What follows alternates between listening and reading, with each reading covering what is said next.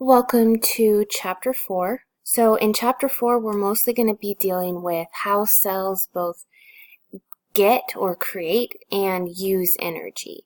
So we're going to be talking about photosynthesis and chloroplasts, and then also cellular respiration, specifically with mitochondria. But first, we really need to talk about ATP itself, so the cell's energy currency. Okay, so all cells need energy. That's one of the basic foundations of cellular theory. But chemical energy is actually carried by ATP. So ATP stands for adenosine triphosphate. We'll see that in here. So we've got the adenine. Okay, so you will have seen this before when we talked about nucleic acids. Adenine is actually one of those nitrogen-containing bases that is part of nucleic acids. It's also connected to a ribose. Okay, so that is the sugar that's used in RNA. But then that ribose is connected to 3 phosphate groups.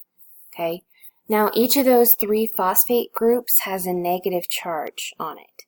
And as we know about negatives, they don't really like being next to each other.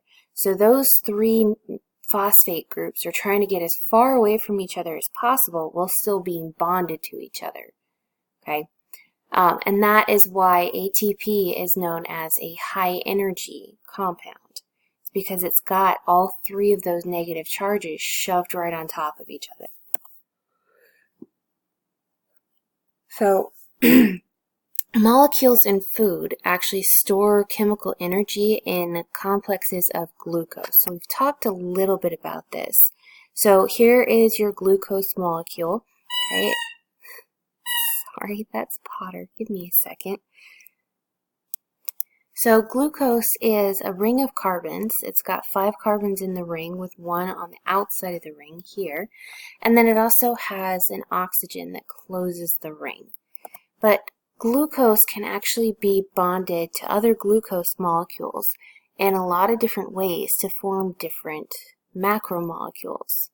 Okay, so here you've got different starches, you've got amylose, amylopectin, glycogen, so on and so forth. So really, these are different ways that your body or plants can store glucose. Okay, and also the usable forms of glucose, or the storage forms that you eat. So energy is released when a phosphate group is removed. Okay, it's because it basically relaxes the molecule, where it's held in kind of a high tension state of having all 3 of those negative charges right on top of each other. You remove one, and the 2 that are remaining are actually able to space each other out well enough that they're not held in that high tension, high energy state. That forms what's known as ADP, so adenosine diphosphate. Okay, so that D or T is very important in this. So adenosine diphosphate is identical to ATP, except it just doesn't have 1 phosphate group on the end. Okay, so adenosine diphosphate. And ADP can actually change back into ATP when 1 phosphate group is added. So it is a cycle that you can go back and forth. There is also a MP, adenosine monophosphate. Okay, there is a lot less energy contained between phosphate 1 and phosphate 2 than there is between phosphate 2 and phosphate 3. Okay, so it's not as beneficial to the cell to take off that 2nd phosphate group as it would be to take off the 3rd. Okay. All right, so this shows kind of that cycle here. So if we start with ADP here at the bottom, it's a lower energy molecule, so it doesn't carry or store energy as well. All right, so you've got your 2 phosphate groups. And then through breaking down different molecules, you get enough energy that a 3rd phosphate can be bonded onto the ATP. Okay, so the ATP does not create energy, all right? It just stores it and then moves it around the cell. And then whenever it kicks off that last phosphate, that 3rd phosphate group there, that's when it releases that energy. Okay? So the energy is contained within the bond, not within the phosphate. And that's a very specific distinction there. So, carbohydrates are often broken down for glucose. Sorry. Your body is actually designed to break down carbs relatively easily. It's why it gives you quick energy. It's not necessarily long-lasting, but it is quicker energy. Okay? So then glucose can be broken down to make ATP. Okay? So you break down the glucose, take all of the energy that you can out of it, and then shove that into different ATP molecules. So up to 38 ATP molecules can be made from each molecule of glucose. So each one of those 5 carbon rings with the oxygen in it and the 1 carbon on the outside can make up to 38 ATP molecules. Now, this is kind of a best case scenario result.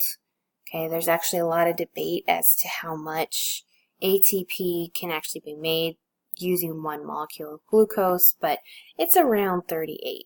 Some say 36, some say 40, yeah, so it's around 38. So fats actually store more energy than carbohydrates. So this is where your long-term storage comes in. Right? So if you have excess energy, your body will convert it into fats and store those for a longer time. It's why losing weight and burning that fat takes so long. Okay? It's because it actually stores a lot more energy than carbohydrates do. So 80% of the energy in your body is actually stored as fats. Okay?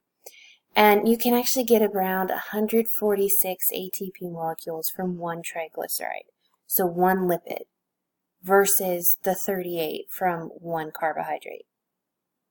Quite a bit.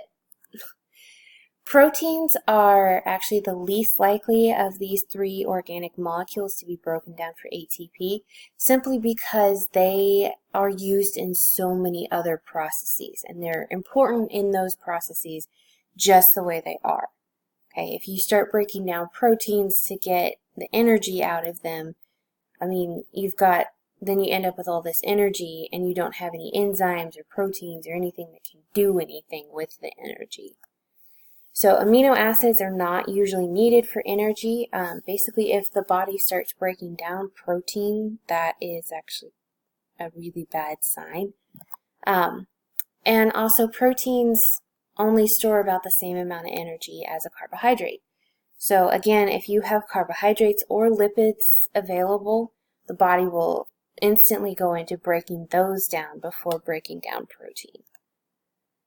So this is just kind of showing a breakdown of how many calories of energy you would get, okay, out of each. So you can see carbohydrates and proteins are roughly the same.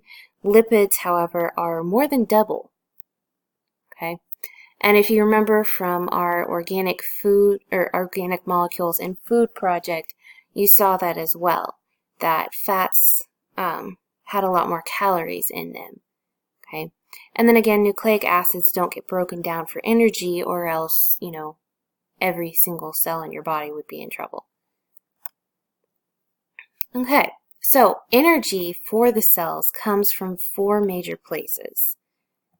So directly from the sun through photosynthesis. So we'll go over how that all gets captured and converted and everything in the next section, next 2 sections. You can get it from eating plants. Okay, so if you cannot make your own energy through photosynthesis, you actually can get the most energy out of eating plants than anything else. And you can also get energy from eating other from eating other animals that eat plants.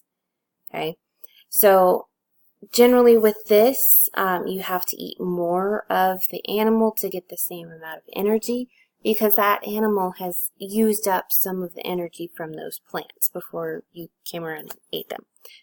Okay, and the 4th place where you can get energy is from something called chemosynthesis. So this is very similar to photosynthesis, it just uses chemicals instead. So chemosynthesis is used by organisms that never get sunlight. Or if they do get some, it's very, very little amounts of sunlight. So generally you will see these in like deep caves, oftentimes in like the deep ocean where light doesn't reach. So caves, deep ocean. In this case, instead of using energy from the sun, these organisms will use chemical energy, and they will build up carbon-based molecules. So it is very similar to photosynthesis, where photosynthesis uses the energy from the sun. Okay, here you're just using energy from chemicals, different chemical compounds. So uses chemical energy instead of light energy. Okay, and so once it builds up those compounds, it then can also break them down to get the energy out. Okay, all right, so that is it for this section. And in the next two sections, we're going to get into the two parts of photosynthesis. Okay, the light-dependent and the light-independent reactions. And then after that, we're going to get into cellular respiration.